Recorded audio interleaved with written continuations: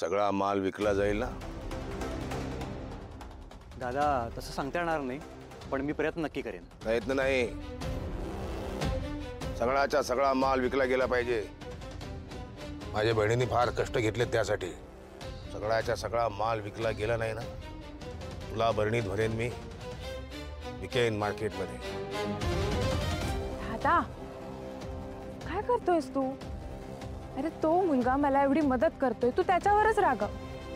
आणि काय रे, कुठल्याही बिझनेस मध्ये 100% तो माल विकला जाईल. बाकीच्यांचं बोलत नाही मी, तुझ्याबद्दल बोलतोय मी. सगळाच्या सगळा माल विकला गेला पाहिजे.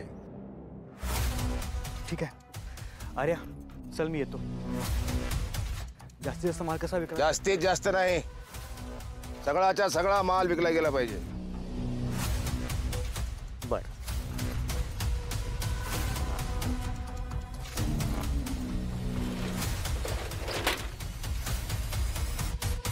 साहेब अहो कॅमेरा एक नंबर आहे ती. मोबाईलला ऍक्सेस करून देऊ आणि कमी पैशात करून देऊ. आमच्या कंपनीची सर्व्हिस चांगली आहे आणि अख्ख्या तालुक्यात आम्हीच कॅमेरे बसवलेले आहेत. मग कधी बसवायचे? झालं तुमचं? या गावात कोणाकोणाकडे कॅमेरे बसवलं ना तेवढंच सांगा फक्त. सांगताय का? इंद्रजित जाधव, अभिषेक कांबळे पक्या मामा आणि मोहन यादव आणि शेवट मकरंद मकरंद जगदाळे. नाही सॉरी मकरंद देसाई. शाबाश. त्या मकरंद देसाईच्या घरी कधी बसवला होता कॅमेरा? साहेब आठवत नाही, पण एका वर्षापूर्वी बसवलेला आणि मेंटेनन्स करायचा म्हणून त्याने काढून परत बसवायचं ठरलेलं. ते मकरंद स्वभावाने कसा होता? अहो एक नंबरचा नालायक होता साहेब तो. का? अहो तो बायकोवर संशय घ्यायचा आणि त्यानं घरात कॅमेरे बसवलेले. तुम्हाला सांगतो साहेब, त्याला वाटायचं काय त्याच्या बायकोला माहित आहे घरात सीसीटीव्ही कॅमेरा बसवलेत, आणि तरी पण ती त्याला चुकून लपडी करते, म्हणून तिने एक बघा छुपा कॅमेरा बसवलेला. काय छुपा कॅमेरा? हा. तुम्ही आता ती सगळं कॅमेरा काढलं ना? हा हा. तेव्हा तू छुपा कॅमेरा काढला होता का? आम्ही तर नाही काढला बघा साहेब. मग तो छुपा कॅमेरा कुठे? बहुतेक तो अजून तिथेच असणार. एक काम करा, माझ्यासोबत चला. कुठं? त्याला म्हणतोय ना, चला.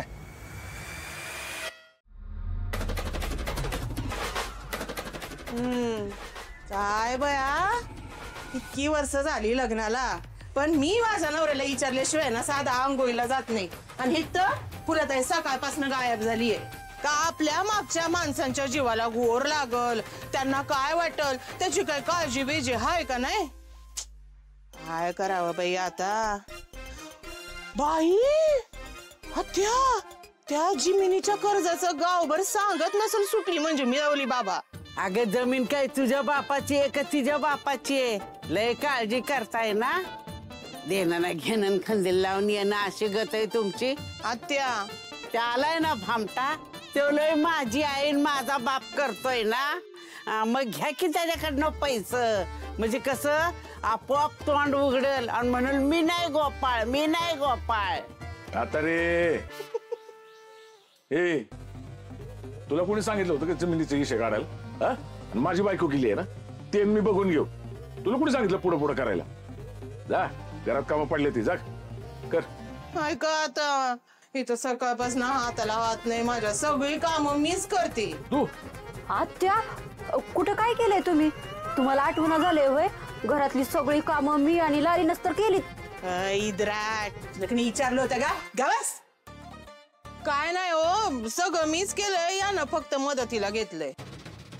फुला आत्या आल्या. कुठं होता? हा, घरात काय सांगून जायची काय पद्धत आहे की नाही? लाले बाई चहा टाकते. हा आणते. अहो ते पक्क्याच्या दुकानात गेले होते. कशाला? आपली माधुरी ती लगीन करायला तयार होईना झाली, आणि तो पक्या नुसता तिच्या मागे लागलाय की त्याने आणलेल्या स्थळाची लगीन कर म्हणून. ती माधुरी बी ना नुसती हट्टाला पेटली बघा. म्हणतीय लगीन करीन तर फक्त गोपाळशीच. तुझं काय डोकं भरलंय का? थांब, तुझे कान उघडणेच करतो जाऊन. हो वाईस हळू बोला की. त्या लालीनं ऐकलं ना तर उगच आपल्या घरात वाद होतील बघा. हे बघा, त्या पक्याला काय करायचंय ना ते करू दे. आपण नको पडूया त्यांच्यामध्ये. एक तर तुझा भाऊ आहे ना, मला डोळ्यासमोर खपत नाही अजिबात. त्याला एकदा सांगून ठेव, गोपालच्या संसारात मला अजिबात खोडा नकोय कोणाचा म्हणून. अहो समज सांगितलंय त्याला. आणि तुम्ही बाई शांत व्हा बघू. आणि तुम्ही जरा चला आतमध्ये, मला तुमच्याशी बोलायचंय. या. नकली आलेला गोपाळ खडा म्हणून पडलाय घरात. ते असा बाजूला फेकून टाकला ना की सगळं सुरळीत होईल घरातलं. आता काय करायचं? ती सीसीटीव्ही फुटेज तर मिळणार नाही. ती दोघं पण मुंबईला गेल्यात. तुला काय सांगून गेलं का ते? आम्ही चाललो मुंबईला, थोडं मटण खाऊन येतो, आराम करून येतो असं सांगून गेलेत ते? नाही साहेब, मग मुंबईला जर गेले नसतील तर कुठे गेले असतील? मोबाईल तपासा. साहेब, ते आता मुंबईला मोबाईल सोबतच घेऊन गेले असतील ना. युजलेस. लोकेशन तपासा. लोकेशन तपासली ना साहेब, पण त्यांची मोबाईल स्विच ऑफ लागत होते. पुन्हा तपासलं? हा, नाही. हळस हळस. पोलिसांनी जे दिसतं ते नसतं बघायचं,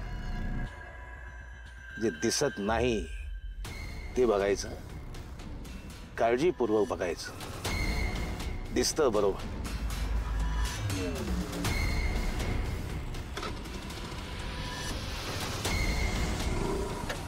बस झालं.